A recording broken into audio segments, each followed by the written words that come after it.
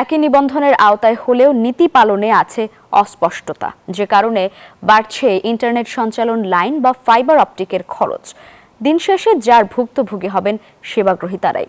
সম্প্রতি Bangladesh railway fibre অপটিকের মূল্য বৃদ্ধির দরপত্রের ঘোষণায় এমন শঙ্কা খাত সংশ্লিষ্ট উদ্যোক্তাদের, যদিও পুরো ঘটনায় নীরব ভূমিকা নিয়ন্ত্রক সংস্থা বিটিআরসি। মুরসালিন হক জুনায়েদের রিপোর্টে বিস্তারিত।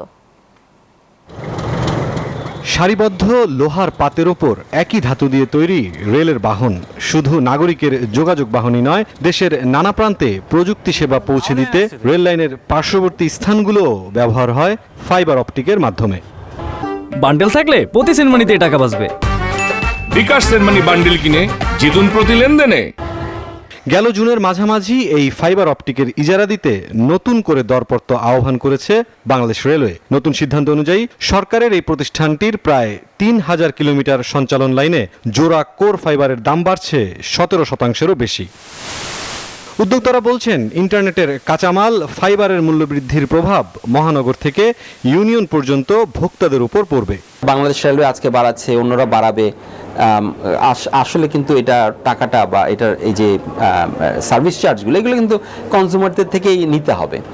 এবং আমরা দেখছি এটার কারণে কিন্তু ডেটা অ্যাফোর্ডেবিলিটি যাওয়ার জায়গায় কিন্তু আরও দাম বেড়ে যাচ্ছে। ফাইবারের মূল্য বৃদ্ধি পাওয়া মানেই হচ্ছে কি আমাদেরও ট্রান্সমিশনের কস্ট বেড়ে যাওয়ার সম্ভাবনা থাকে, এবং আমাদের ট্রান্সমিশন কস্ট বেড়ে যাওয়া মানেই হচ্ছিল গিয়ে ঢাকার বাইরে যেসব জেলা আছে সেই সব জেলা কিংবা উপজেলা গ্রাহকদেরও ইন্টারনেটের মূল্য বৃদ্ধি পেয়ে যাওয়ার একটা সম্ভাবনা থাকে।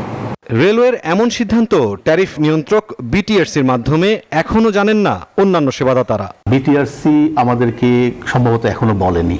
বিটিআরসির কাছ থেকে তো ট্যারিফ রেগুলেশন তারা আছে, যেহেতু তারা বিটিআরসির লাইসেন্সি, সো স্বাভাবিকভাবেই তাদের কিন্তু যে কোনো ধরনের ট্যারিফ প্রি অ্যাপ্রুভাল নিতে হবে। সো এটা যদি না নিয়ে থাকে, এটা আরেক ধরনের ব্যত্যয় হয়েছে। রেলওয়ে এবং পিজিসিবি তারা যদিও অন্য মন্ত্রণালয়ের আন্ডারে, তারা তো এনটিটির লাইসেন্স ধরে, এক্ষেত্রে তো তারা আমাদের ডাক ও টেলিযোগাযোগ বিভাগের আন্ডারে এবং নিয়ন্ত্রণ সংস্থা বিটিআরসি। অবশ্যই বিটিআরসির যা যা ডিরেক্টিভ দিবে, যা যা গাইডলাইন দিবে, যা যা অ্যাক্ট করবে, যে পলিসি করবে, তা মেনে নিতে বাধ্য। অভিযোগের ব্যাপারে রেলওয়ের সাফ জবাব, দরপত্র আহ্বান বিটিআরসিকে জানানোর প্রয়োজন নেই।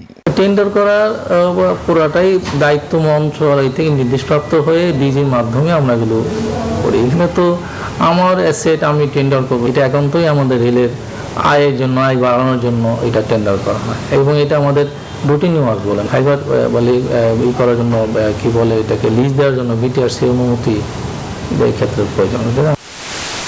পুরো ঘটনার বিষয়ে একাধিকবার নিয়ন্ত্রক সংস্থা বিটিআরসির মন্তব্য চাওয়া হলেও সংস্থাটির সহযোগিতা পাওয়া যায়নি। মুরসালিন হক জুনায়েদ, নিউজ 24, ঢাকা।